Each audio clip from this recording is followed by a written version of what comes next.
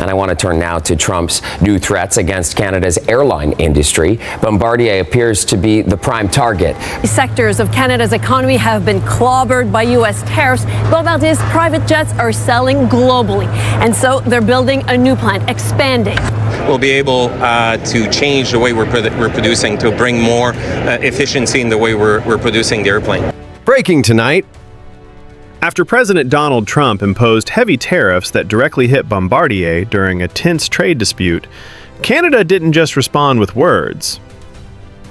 It began reshaping the strategic balance inside NATO's airborne surveillance system. At first, many people saw it as just another trade fight. Numbers on paper, percentages, legal arguments. But inside Canada's aerospace industry, it felt deeper than that.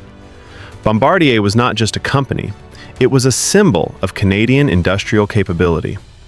When tariffs targeted its aircraft, the message felt clear. Even close allies can use economic pressure as leverage.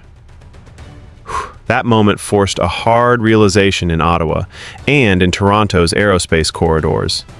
Dependence carries risk. For nearly 70 years, NATO's airborne early warning capability revolved primarily around American platforms, especially the E-3 Sentry built by Boeing. These aircraft were not just planes, they were flying command centers. They extended radar beyond ground stations, detected threats early, coordinated fighter responses, and gave NATO the ability to see first and act first. That system worked. It created unity. It reinforced U.S. leadership within the alliance.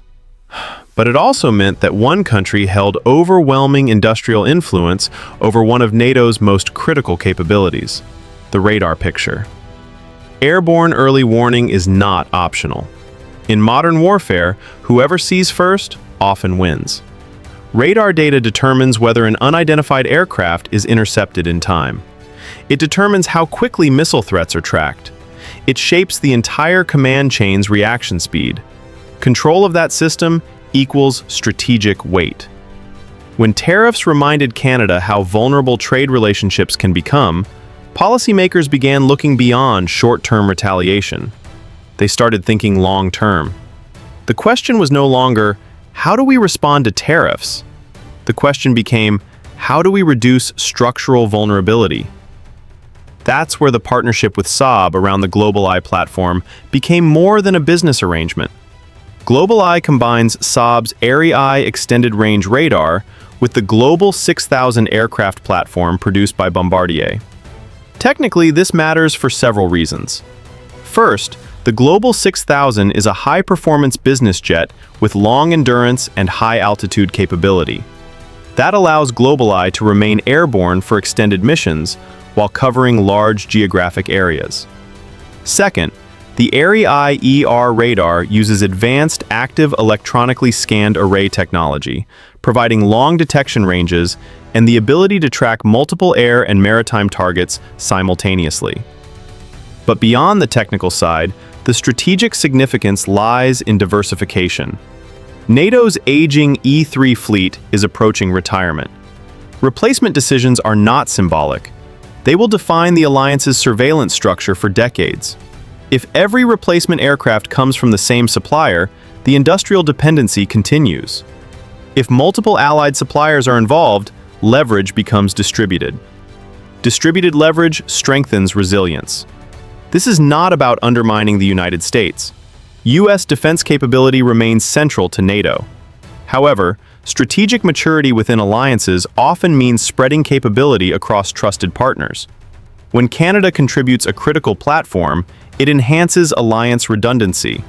If one supply chain is disrupted, another remains active. That reduces risk during crises. From Canada's perspective, the move accomplishes several goals simultaneously. Economically, it secures high-value aerospace jobs in Toronto and across supplier networks. Aerospace manufacturing is not easily replaced once lost. By embedding itself into NATO's long-term surveillance architecture, Canada ensures continued relevance in a sector that defines technological leadership. Strategically, it elevates Canada's standing inside the alliance. Countries that supply essential military capabilities hold more influence in discussions about doctrine, procurement, and operational planning.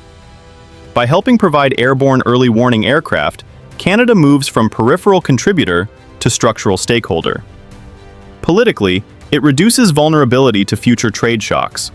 When an industry becomes indispensable to alliance security, it becomes harder to target without broader consequences. Integration into NATO's surveillance ecosystem provides Canada with a form of strategic insulation. There is also a broader geopolitical layer. Modern alliances are under strain. Trade disputes, shifting administrations, and domestic political pressures can all alter long-standing assumptions. When tariffs were introduced against Bombardier aircraft, it revealed that economic and security relationships do not always move in perfect alignment. By helping build GlobalEye, Canada sends a subtle message. It will remain committed to NATO, but it will also ensure that its role is active, not dependent. From NATO's perspective, diversification strengthens deterrence. If adversaries understand that alliance capabilities are spread across multiple advanced economies, they face a more complex industrial landscape. That complexity increases resilience and reduces the risk that pressure on one supplier could weaken the entire structure. The psychological dimension is important as well.